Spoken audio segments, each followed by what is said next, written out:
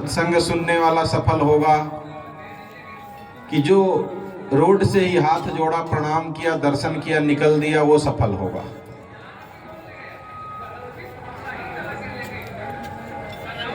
सोचना है हमें, हम क्या कर रहे हैं।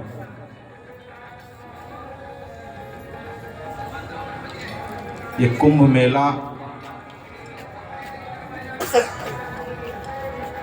का आयोजन होता है,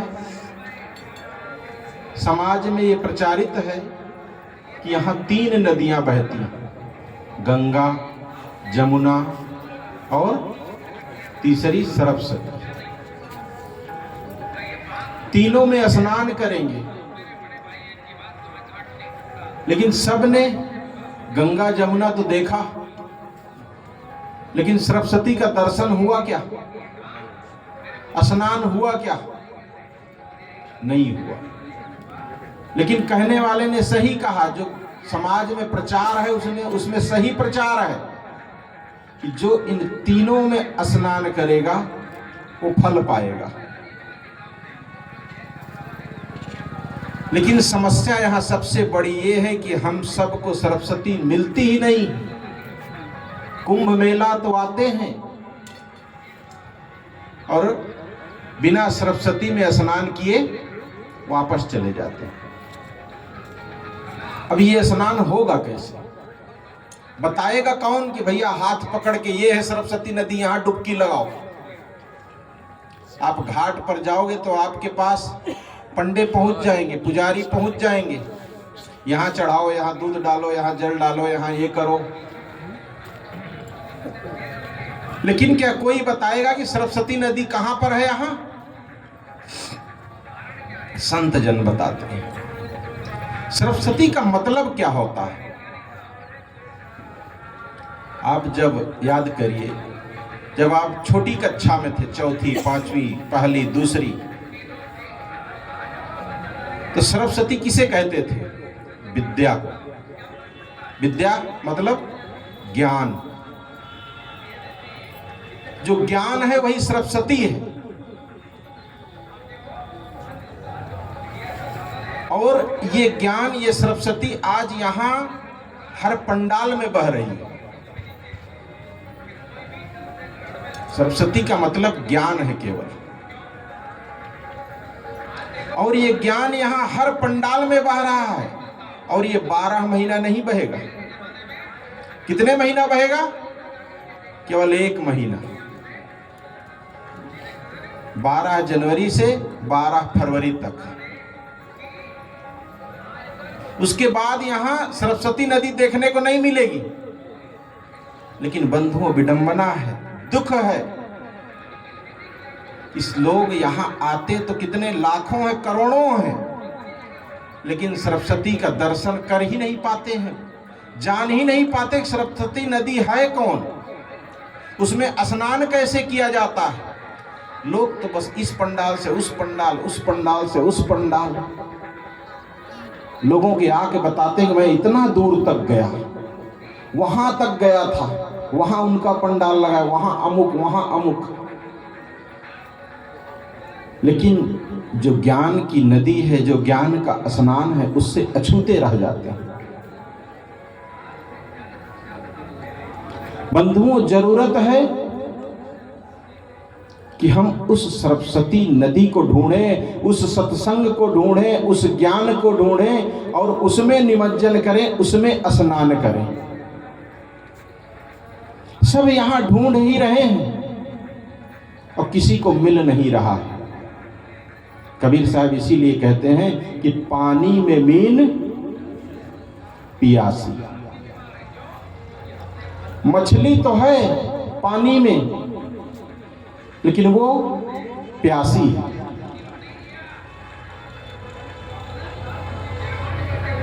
वो मछली कोई और नहीं है, हम ही है वो मछली। हमको पता है कि ज्ञान कहाँ है, लेकिन हम उस ज्ञान की तरफ नहीं दौड़ते हैं। हम तो केवल पंडाल पंडाल दौड़ते हैं। जमुना और गंगा में नहा के सोचते हैं बस हो गया काम, स्नान करने बस आए थे, स्नान हो गया। जो असली स्नान है ज्ञान की गंगा में, उससे अछूते रह जाते हैं। और इसका स्नान कहां होगा? सत्संग में होगा। जब कहीं बैठेंगे, अस्थिर होके, शांत होगे, तब आपको बताया जाएगा कि तुम जिसे ढूंढ रहे हो, जिसे पाना चाहते हो, वो तुम्हारे पास है। हर आदमी अपने जीवन को, अपने परिवार को, अपने बाल बच्चों को सुखमय बनाना चाहता है, बस कि हमारे जीवन में कभी सुख कम ना हो, कभी दुख ना आए, हमारा जीवन हमेशा सुखमय बना रहे। और इस काम के लिए वो कुछ भी करने को तैयार है। जहां नाक रगड़ने कहोगे वहां रगड़ेगा, वैष्णो देवी जाने कहोगे वहां जाएगा, पहाड़ पर चढ़ने कहोगे वहां जाएगा, एक डुबकी लगाने कहोगे 4 लगाएगा। बस शर्त यह है उसका दुख मिटना चाहिए, उसके जीवन में दुख नहीं आना चाहिए।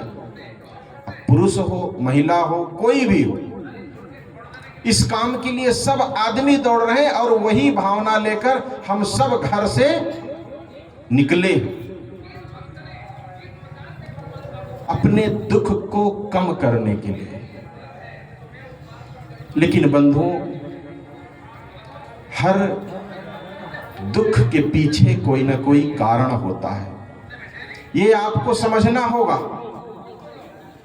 दुख मिटेगा आपका, बस आपको तरीका जानना होगा, वो टेक्निक जाननी होगी कि उसको खत्म कैसे किया जाए। वो तरीका केवल संतों के पास है। वो संत आपको बता सकते हैं कि आपका दुख कैसे कम किया जाएगा, कैसे दूर किया जाएगा। बाहर आप स्नान करके, भगवान का दर्शन करके, परमात्मा का दर्शन करके सोचे कि हमारा दुख दूर हो जाए, हमारी समस्या का समाधान हो जाए, तो ये कभी संभव नहीं है। इसको तो करते करते आपके बाल काले से सफेद हो गए। हमारे दादा बाबा सब चले गए यही सोचते सोचते। किसी का कम हुआ, कारण समझना होगा। कारण क्या है आखिर? पहले क्या समझना होगा कि दुख आता कहां से। अगर आपके घर में कोई चोर घुस जाए और आपको पता चल जाए कि हमारे घर में रोज चोर घुसता है और कुछ न कुछ चुरा ले जाता है, तो आप क्या ढूंढेंगे? सबसे पहले डंडा, उसे मारे। पहले ढूंढेंगे कौन सा दरवाजा खुला रह गया, कहां पर हमारी दीवार टूट गई, कहां पर बाउंड्री टूट गई, कहां से कमजोर है, ये जानना जरूरी है। तो बंधु, इसी प्रकार आपको अपने जीवन में भी ये समझना सबसे महत्वपूर्ण है, दुख आता कहां से, दुख है क्या चीज आखिर।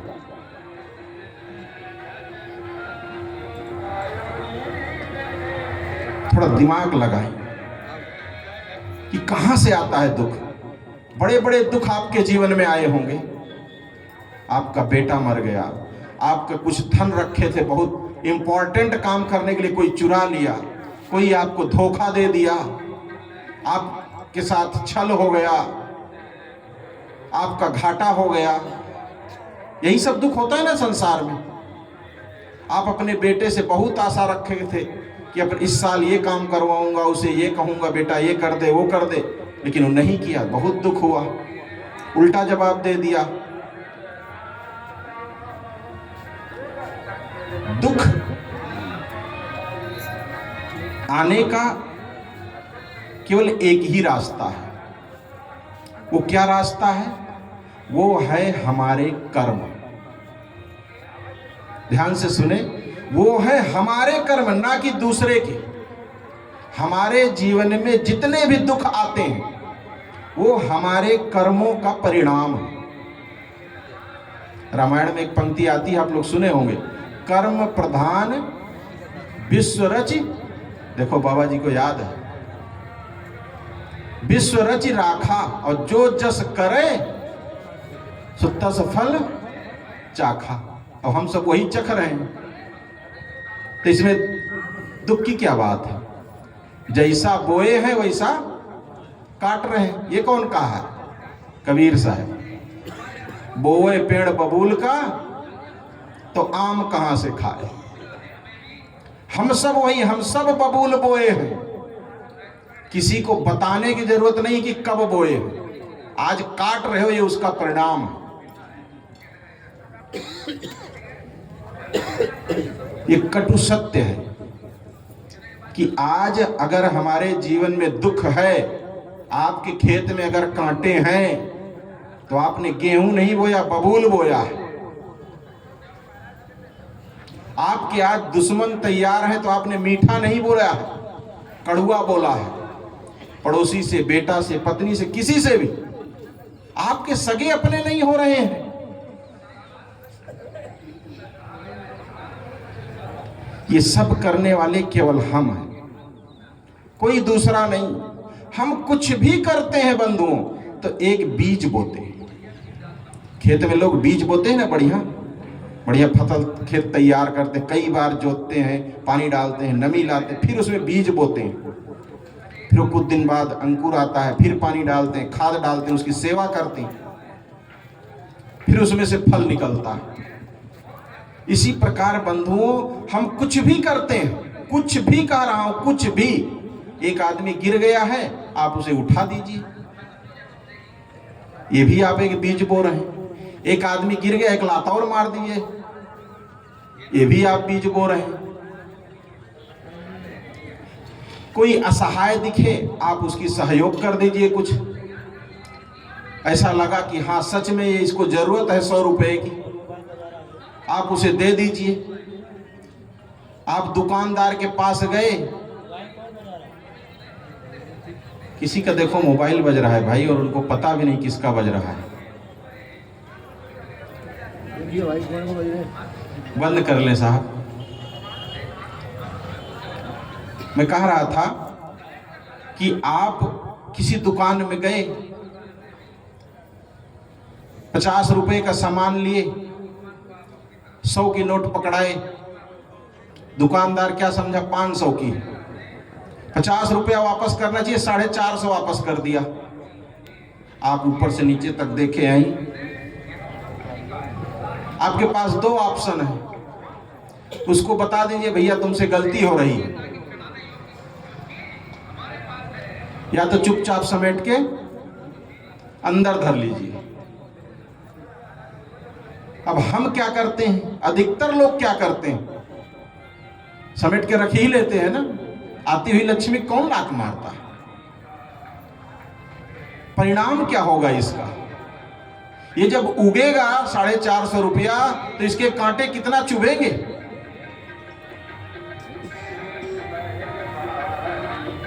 ये आदमी बीज बोता है, और ये बीज रहता तो एक ही है भाई, लेकिन जब ये उगता है तो बहुत सारा होता है।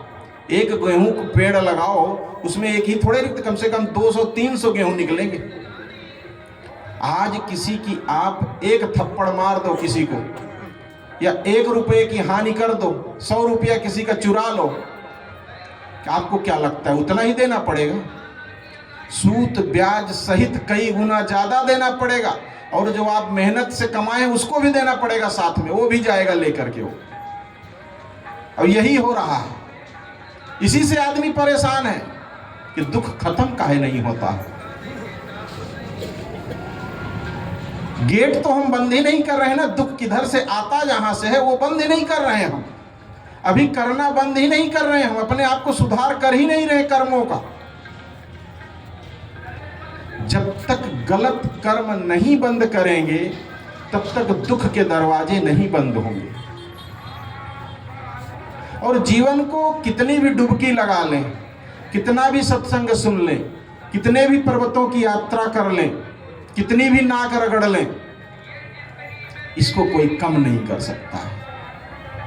हिंदुस्तान में 140 करोड़ लोग हैं लगभग।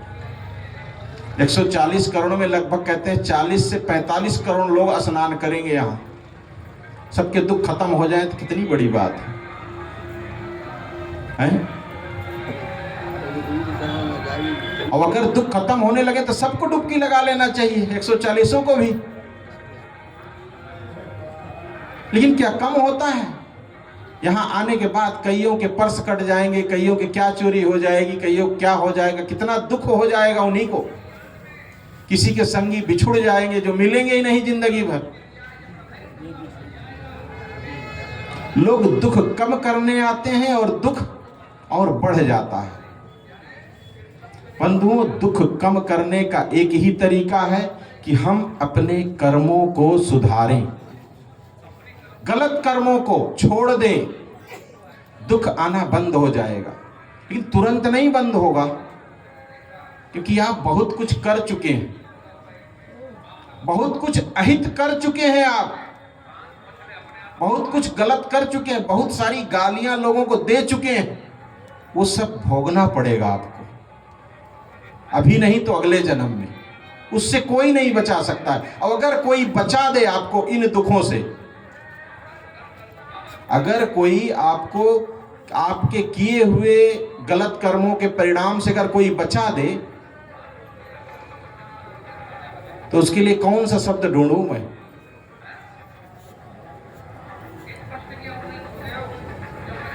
आप ही ढूंढिए। कैसे? एक छोटी सी बच्ची है, नाबालिग है, उसके साथ बलात्कार हो जाता है, अन्याय हो जाता है। अब आपको जज बनाया जाता है कि आप इसका फैसला करिए, इसको बरी कर दीजिए या इसको सजा दीजिए। आप सर्वे सर्वा, आप क्या करेंगे? चाहेंगे कि ऐसे आदमी को सजा ना मिले? हर आदमी चाहेगा कि सजा मिले, लेकिन हम अपने भगवान को ऐसा बनाए हैं, अपने पूज्य को, अपने परमात्मा को, गंगा नदी को ऐसा मान लिए हैं कि ये इन सब पापों से मुक्त कर देगी। ऐसा मुक्त करने वाला कितना निर्दयी होगा, सोचिए आप। और निर्दयी कहने वाला कौन है? जो उनके सबसे बड़े भक्त हैं, कि हमारे भगवान के पास आ जाओ, हमारे गुरु के पास आ जाओ, सारे दुख दूर कर देंगे आपके। कितना भी पाप किए हो, वो पाप नष्ट हो जाएगा।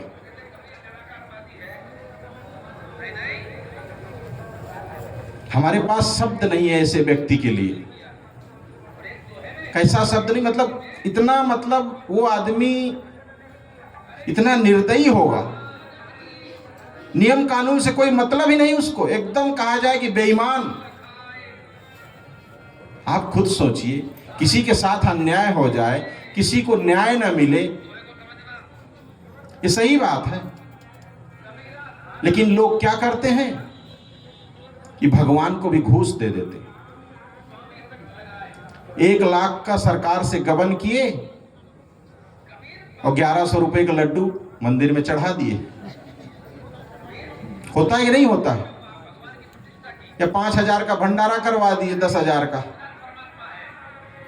भगवान भी खुश हो गया।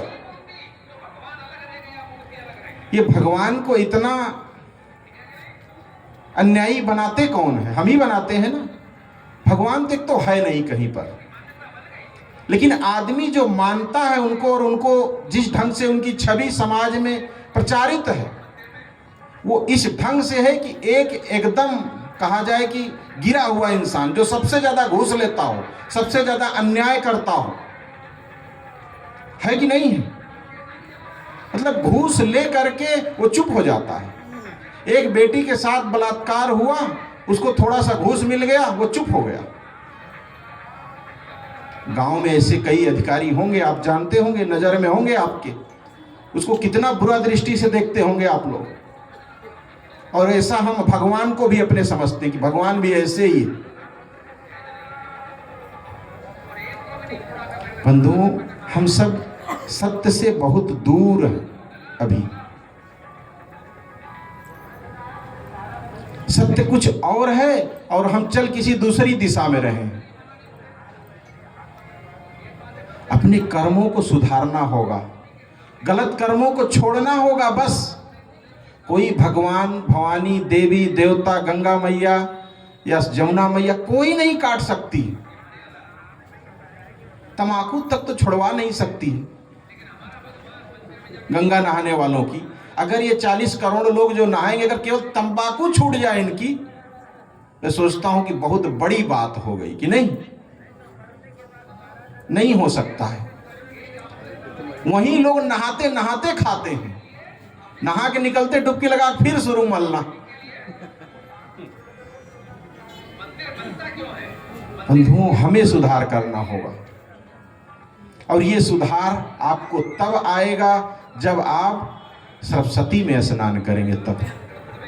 और वो सरस्वती बहती है पंडाल में, संतों के दरबार में।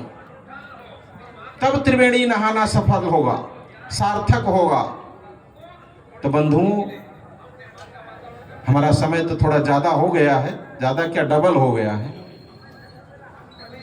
लेकिन बात पूरी करनी थी कि हम सब अपने जीवन को जिस दिशा की ओर ले जा रहे हैं उधर से मोड़ें और ध्यान दें कि हमारे जीवन में जो दुखों की मात्रा है, इनको कम करने के लिए हमें अपने कर्मों पर ध्यान देना होगा।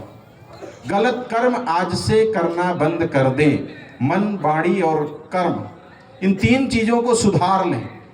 मन से, वाणी से और क्रिया से। इन तीनों से किसी का अहित ना हो, किसी को दुख ना पहुंचे, बस आपका ये शुद्ध हो गया। बस और अधिक कुछ ना कहते हुए मैं अपनी वाणी में विराम देता हूं।